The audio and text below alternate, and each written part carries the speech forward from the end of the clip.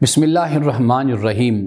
अगर हम शऊर पे बात करते हैं तो हम कह सकते हैं कि शऊर की दो किस्में हैं, एक जिस्मानी और मादी शऊर और एक रूहानी शऊर।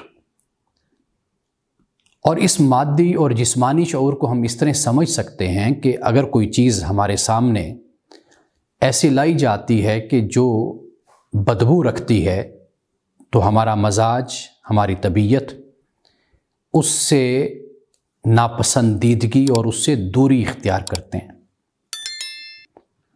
यानी अगर कोई खाना के जिसमें खुशबू आ रही है, खुशबूदार है और जायकादार है, तो हमारी तबीयत का मैलान उसकी तरफ होता है। अगर ऐसा खाना कि जो बासी है, जिसमें बदबू है, बदजायका है, तो हमारी तबीयत का रुझान उसकी तरफ नहीं होता।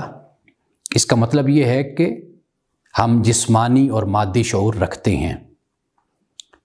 इसी तरह रूहानी शऊर भी होता है और उसे अखलाकी शऊर भी कहा जा सकता है। यानी अगर हम बुराई से दूरी इख्तियार करते हैं, नाफरमानी से दूरी इख्तियार करते हैं और बुरे कामों से दूर होते हैं, तो गोया कि हम में रूहानी और अखलाकी शऊर है।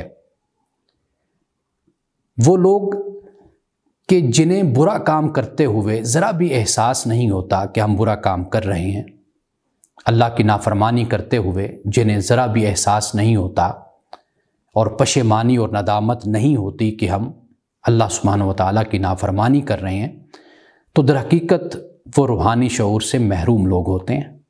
और जब एक मोमिन का, मुसलमान का शऊर इस सतह का हो कि जैसे जिस्मानी शऊर होता है कि इंसान के सामने कोई बुरा काम या इंसान के सामने कोई बुरी चीज़ आती और होती है तो इंसान उससे दूरी इख्तियार करता है, इसी तरह रूहानी शऊर की अगर ये सतह हो जाए तो फिर दरहकीकत इंसान का सफ़र उसके ईमान का सफ़र होता है, फिर वो सच्चाई की तरफ बढ़ता है। इसलिए कुरान मजीद ने तज़किया नफ्स की तलकीन की है, क़द अफ़लह मन ज़क्काहा।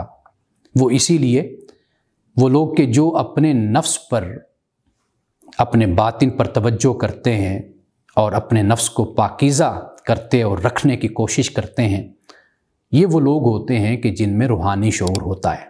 तो रूहानी शऊर को हासिल करने के लिए हमें चाहिए कि हम अपने नफ्स पे मेहनत करें।